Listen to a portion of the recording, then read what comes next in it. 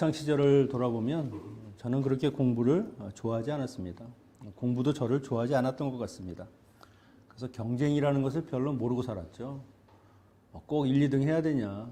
행복은 성적순이 아닌데 그렇다고 60명 중에 60등을 한 건 아니고요. 늘 꾸준하게 한결같이 30에서 40등을 했습니다. 운이 좋으면 20등도 했고요. 스스로 그 정도면 됐다, 잘했다. 부모님이 꾸중을 하면은 제가 좀 뭔가 바뀌었을 텐데 그래, 건강하면 됐지. 그 정도면 됐다 하시니까 좀 만족했습니다. 근데 학교를 졸업하고 사회 나와 보니까 이건 완전히 다른 세상입니다. 누군가가 내 밥그릇을 뺏어가고 있다는 것이죠.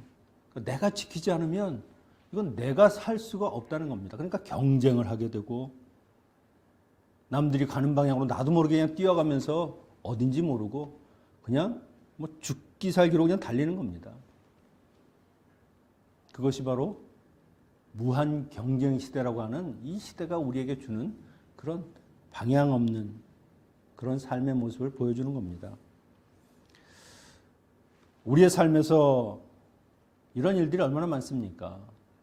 남을 이기기 위해서가 아니라 그냥 살아남기 위해서 경쟁을 하는 것이고 보상이 무엇인지 그리고 그 경쟁에는 어떤 끝이 있는지를 모릅니다.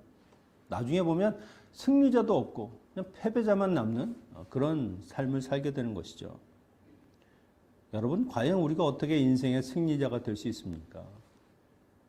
그것은 경쟁이 아니라 오늘 이 38년 된 병자가 예수님과의 만남 속에 그 해답이 있다는 겁니다. 1, 2절에 보니까 그 후에 유대인의 명절이 되어 예수께서 예루살렘에 올라가시니라. 예루살렘에 있는 양문 곁에 히브리 말로 베데스다라는 못이 있는데 거기 행각 5이 있고 예수님께서 명절에 예루살렘에 올라가셨습니다. 특별히 어떤 절기인지 모르지만 아마 유대인의 3대 명절 중에 하나겠죠. 수많은 사람들이 모이는 그곳에 주님이 가신 이유는 하나입니다. 그래도 주님이 찾는 그 불쌍한 영혼들, 하나님의 말씀이 선포되어야 하고 하나님의 복음이 필요한 그들에게 주님이 말씀을 전하러 가시는 것이죠. 주님의 마음은 늘 한결같습니다. 어디에 있든지 아버지의 마음 그리고 불쌍한 목자 없는 그 양들에게 늘 마음이 가 있는 것이죠. 양문이라는 곁에 베데스라 하는 못이 있었는데 이 양문은요 제물로 쓰여지는 그 양들이 들어가고 나가는 곳입니다. 그래서 그 옆에 이 양을 사고 파는 그런 시장이 있었습니다. 그래서 양문이라고 붙여졌죠. 그 옆에 베데스다라는 못이 있었는데 이것은 성 밖에 있는 겁니다. 이 못가에는 수많은 병자들이 있었는데 이 베데스다라는 말은요 자비의 집, 은혜의 집이라고 하는 뜻이 있습니다. 병자들이 거기 모여 있는 이유를 3절, 4절에 설명합니다. 가로쳐 있는 부분, 천사가 못에 가끔 내려 물을 휘저어 놓을 때에 제일 먼저 들어가는 사람은 어떤 병이든 낫는다라고 하는 전설 때문입니다. 이것은 확정된 사실이 아닙니다. 가로 안에 있다는 것은요, 이 원본은 없죠, 성경은. 그러니까 사본에 보면 어떤 데는 적혀 있고 어떤 데는 적혀 있지 않고, 그러니까 근거가 확실하지 않으니까 가로를 쳐서 그렇게 적어 놓은 것이죠. 이것은 실제가 아니라 전설, 신화일 수 있다는 겁니다. 언제 일어날지 아무도 모르는 겁니다.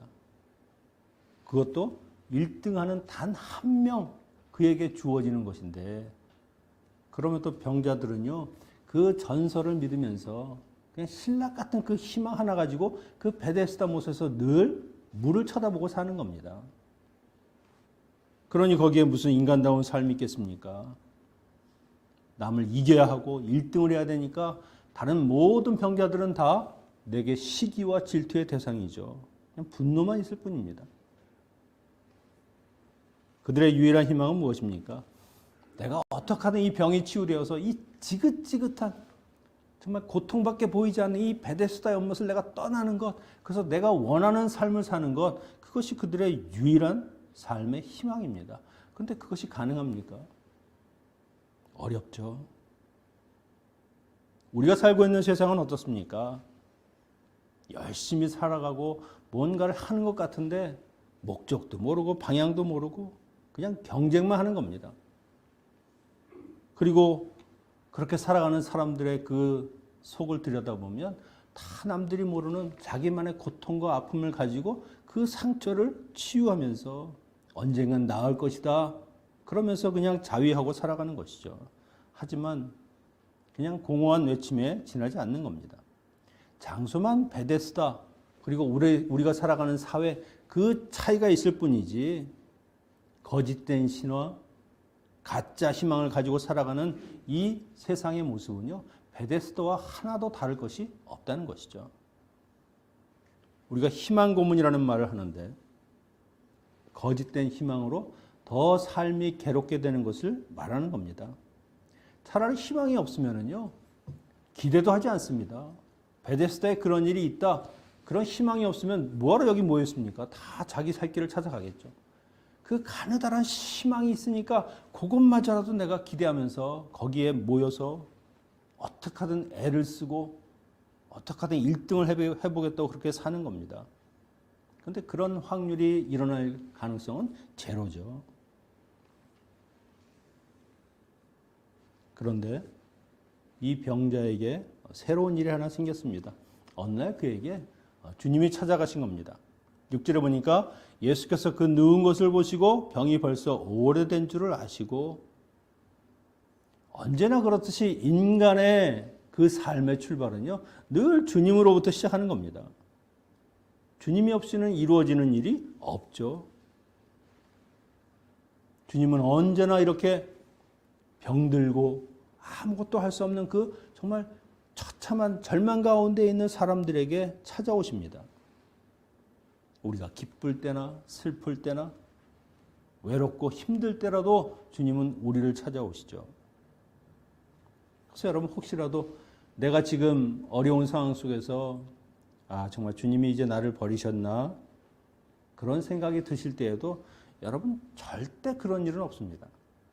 우리가 믿는 주님은 항상 우리 곁에 계시고 우리와 함께 하신다는 것이죠. 주님이 왜 이 땅에 오셨습니까? 나를 위해서 오신 겁니다.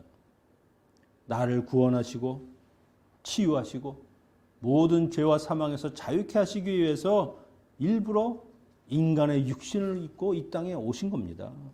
그런 주님이 우리를 혼자 두실 리가 없죠. 요한복음 14장 18절에 내가 너희를 고아와 같이 버려두지 아니하고 너희에게로 오리라. 주님과 함께하는 사람은요. 고아와 같은 사람이 없다는 겁니다. 버려지는 사람이 없다는 겁니다. 내가 너희를 찾아오고 늘 너희와 함께할 것이다. 말씀하신 대로 그렇게 이루어주시는 분이 주님이시죠. 그렇다고 주님이 오신 것이 이 병자에게 무슨 특별한 어떤 특징이 있어서가 아닙니다. 아무것도 없습니다. 뭐 주님에 대한 믿음이나 신뢰가 있는 것도 아니죠. 단지 그냥 오랜 병으로 고생했다는 것. 그런데 그 질병이 그의 약함이 오히려 주님을 만나는 도구가 되는 것입니다. 여러분 우리의 삶에 어떤 문제가 있다? 때로는 그것이 주님을 만나는 가장 큰 장점이 될 수 있다는 것이죠. 그래서 우리가 살면서 왜 하나님은 나에게 이런 고난을 주시는가? 왜 이렇게 가난하고 또 이렇게 건강하지도 못하고 이런 삶을 허락하시는가? 내 남편은 또 저렇게 원수처럼 좀 뭔가 바뀔 수가 없는가? 사람이 바뀌는 게 아니라 성품을 바꿔달라는 거죠. 그런데 오히려 그런 일들이 주님을 만날 수 있는 중요한 계기가 된다는 것이죠. 이 병자가 주님을 만날 수 있는 이유는 단 하나입니다. 그가 병들었고 오랫동안 그 병에 시달렸다는 그 이유뿐입니다. 주님은 그를 만났을 때 이미 병이 오랜 줄을 아셨다. 여러분 38년이라고 하는 숫자는요. 이것은 절망적인 상태를 생각할 수 있는 겁니다. 이제 가망이 없다. 그냥 저렇게 끝이다. 그런데 주님은 그 병이 오랜 줄을 아셨다고 하는 것은 그 병자에 대한 그 안타까운 마음을 갖고 계시는 것이죠. 얼마나 힘들었을까? 얼마나 고통스러운 시간을 살았을까? 누구 하나 알아주지도 않고 때로는 정지하기 좋아하는 그 유대인들은 네가 저주받았을 만한 짓을 했으니까 그렇게 되는 거지. 비판하고 그리고 외면하는 겁니다. 뭐 가족이라고 이 사람을 돌봤겠습니까? 하지만 주님은 그 어느 누구 하나 보잘것없고 쓸모없는 인생이라고 우리가 생각할 수 있는 그 사람에게도 다가가시고 사랑의 대상이고 늘 내가 구원해야 될 불쌍한 영혼이고 하나님 보시기에는 분명한 가치가 있고 존중받아 마땅할 그런 사람이라고 여겨 주시는 겁니다. 그러니까 만나러 오시는 거죠. 주님이 그에게 묻습니다. 내가 낫고자 하느냐? 사실 환자에게, 특별히 질병이 있는 사람에게 이런 질문은 물어볼 필요가 없는 것 같이 생각이 됩니다. 낫고 싶어 하니까 지금 이 베데스다 못에서 그래도 어떻게 일어나지도 못하는데도 불구하고 좀 고쳐질 수 없을까 하는 그런 마음을 갖고 있는데 굳이 왜 이런 질문을 하셨을까라는 생각이 들 수 있죠. 근데 주님은 이 질문을 통해서 베데스다를 향한 그의 잘못된 삶, 너의 삶의 방향이 잘못되었다라고 하는 것을 지금 지적하고 그로 하여금 그것을 깨닫게 하시는 겁니다. 늘 주님이 질문하시는 것을 보면 그 사람의 삶을 완전히 흔들어 깨우시죠. Wake up. 나를 봐, 나를. 너 지금 엉뚱한 데 보고 있어. 거기는 내가 해결할 수 있는 그런 문제를 어떤 것도 해줄 수 없는 곳이야. 정말 새로운 삶을 살기 원하느냐? 그러면 나를 봐라. 내가 그 문제를 해결할 수 있는 유일한 너의 구주가 된다라고 말씀하는 것이죠. 우리에게도 계속해서 이런 말씀 하시지 않습니까? 나를 봐야만 한다. 그럼에도 우리는 엉뚱한 곳을 바라보면서 그렇게 살고 있는 것이죠. 우리가 주님이 아니라 다른 곳을 바라보고 산다고 하면은 이 38년 된 병자와 다를 것이 하나도 없습니다. 그냥 병이 낫기만을 소원하는 사람과 주님을 만나지 못하고 그렇게 낭비한 인생을 산 우리와 무엇이 다르겠습니까? 주님을 모른다고 하면 아무리 좋은 곳에 살아도 베데스다 연못가와 똑같은 것입니다. 똑같이 병든 인생이고 똑같이 치유가 필요한 사람이라고 하는 것이죠. 요즘 의사 선생님들 보면 가장 힘든 환자가 어떤 사람인가? 의사에게 찾아와서 내 친구는 이 약을 먹는다. 나에게 그 약을 달라.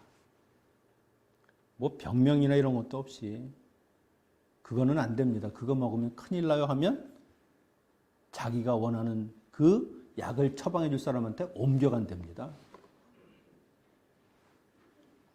아니 의사가 말하는 것을 듣지도 않고 어떻게 치료받길 원합니까? 내가 환자인 것을 인정하고 동시에 그 의사가 나를 치료할 수 있다. 그 말을 잘 들으면 내 병이 호전될 수 있다. 그렇게 믿는 사람들이 치료를 받는 것이죠. 낫기를 원하는 그 주님의 질문에 대한 병자의 대답은요. 예, 주님 제가 낫기를 원합니다. 이렇게 대답하지 않습니다. 엉뚱한 대답을 하죠. 내가 병이 낫지 못하는 이유는 나를 도와줄 사람이 없습니다. 물이 통할 때 누군가 나를 저 못에 넣어주기만 하면 내가 병이 치유될 것 같은데 아무도 나를 돕지 않습니다. 여러분 방향이 잘못되면요 어떤 방법을 써도 안 되는 겁니다. 늘 오답을 찍는 것이고 오답을 내는 것이죠. 방향이 잘 되어 있으면 천천히 가도 목적지에 가는 겁니다. 방향이 잘못되면 아무리 열심히 달려도 엉뚱한 곳으로 가는 것이죠. 주님은 내가 가야 하는 방향은 이 연못이 아니라 주님께 오는 것이라고 말을 하는데도 그는 그것을 알아듣지 못합니다.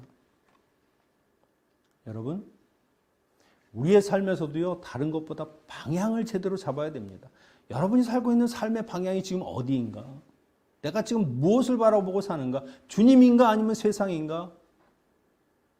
내가 이루고자 하는 그 모든 꿈들이 정말 하나님이 원하시는 것인가 아니면 내가 이루고자 하는 것인가 여러분 잘 생각해 봐야 됩니다. 절대 그 길로 가서는 안 된다는 것이죠.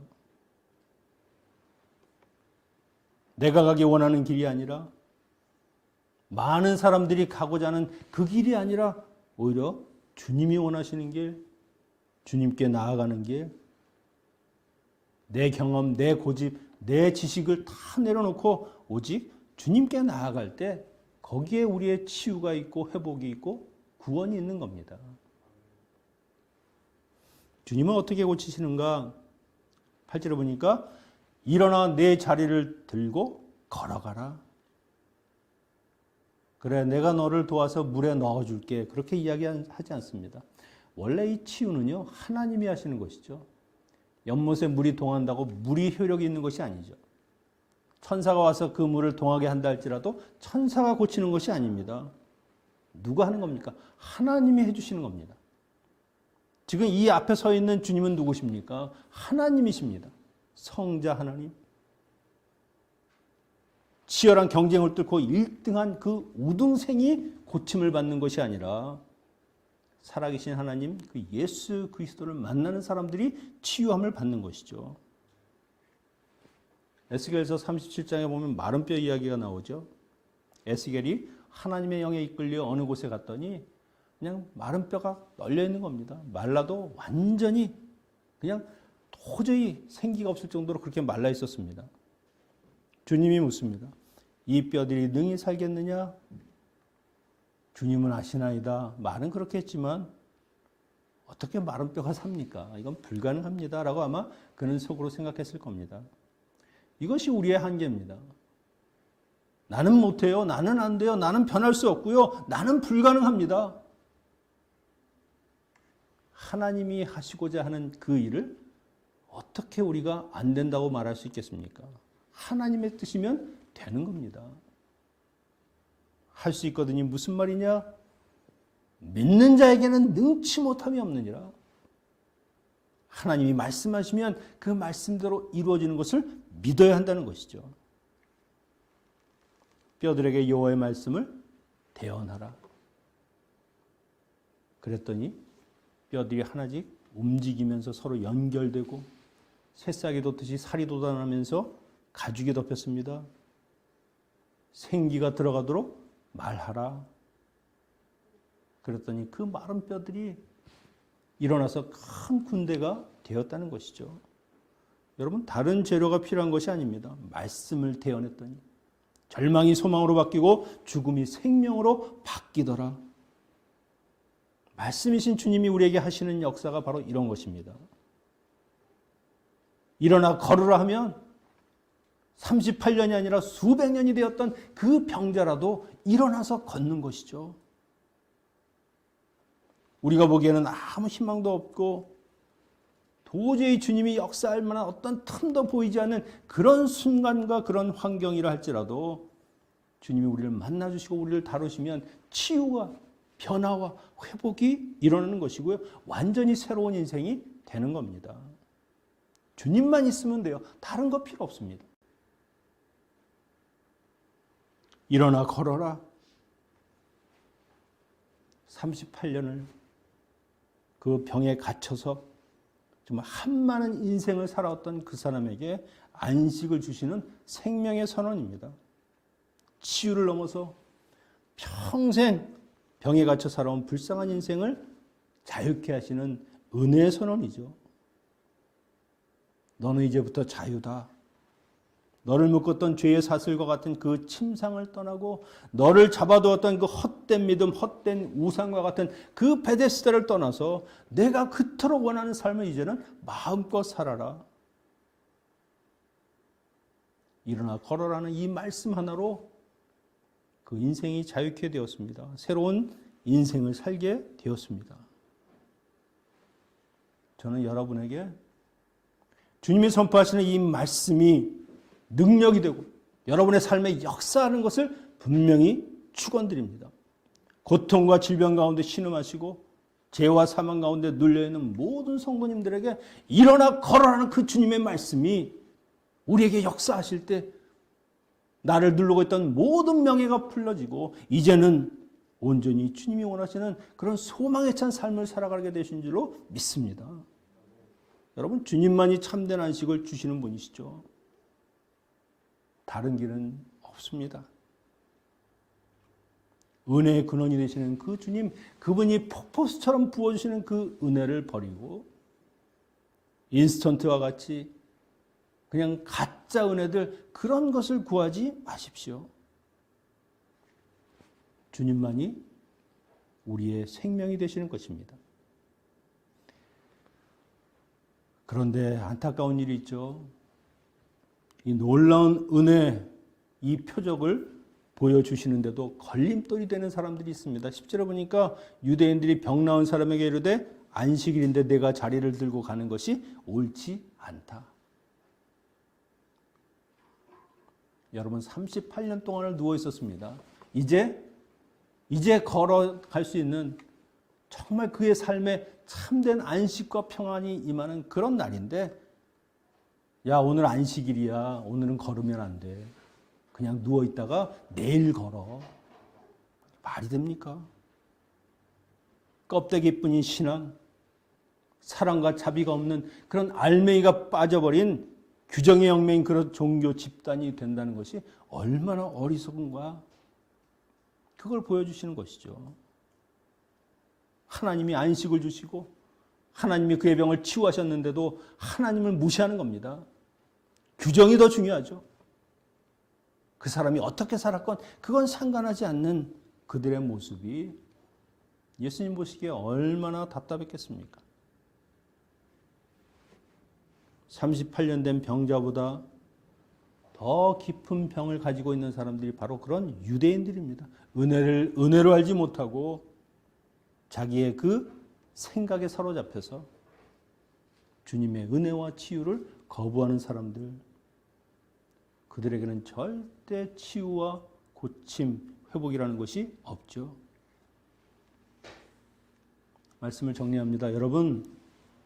여러분에게 혹시 어떤 문제가 있으십니까? 나를 도울 사람만 있으면 이 문제가 해결될 텐데, 그냥 조금만 상황이 바뀌면, 아니면 돈만 있으면 이것이 해결될 텐데, 그렇게 생각하십니까? 여러분의 삶의 방향을 바꾸셔야 됩니다. 은혜의 근원이 되시는 그 주님에게로 여러분의 걸음걸이를 바꾸셔야 됩니다. 그럴 때 우리에게 진정한 안식이 있고 평안이 있는 것이지 세상적인 것에서는 절대 안식이라고 하는 것이 없습니다. 일어나 걸어라. 우리를 향해서 외치시는 그 주님의 말씀으로 모든 죄와 사망과 질병에서 자유케 되시는 우리 모든 성도님들이 되시기를 축원합니다. 기도하겠습니다. 창조의 아버지 하나님, 하나님을 믿는다고 하면서도 때로는 하나님을 원망하고 불평하며 세상의 다른 것을 기웃거리며 그것이 내게 무언가를 줄 것이라고 생각하는 그런 헛된 희망에 살아가지는 않는가 저희를 되돌아봅니다. 우리의 믿음 없음을 용서하시고 주님을 의지하고 사는 것만이 유일한 안식의 기름을 잊지 않고 오직 주님을 향하여 살아가는 저희들이 되게 하여 주시옵소서. 일어나 걸어라는 주님의 말씀으로 우리를 치유하여 주시고 새롭게 살게 하여 주시옵소서. 예수님의 이름으로 기도하옵나이다.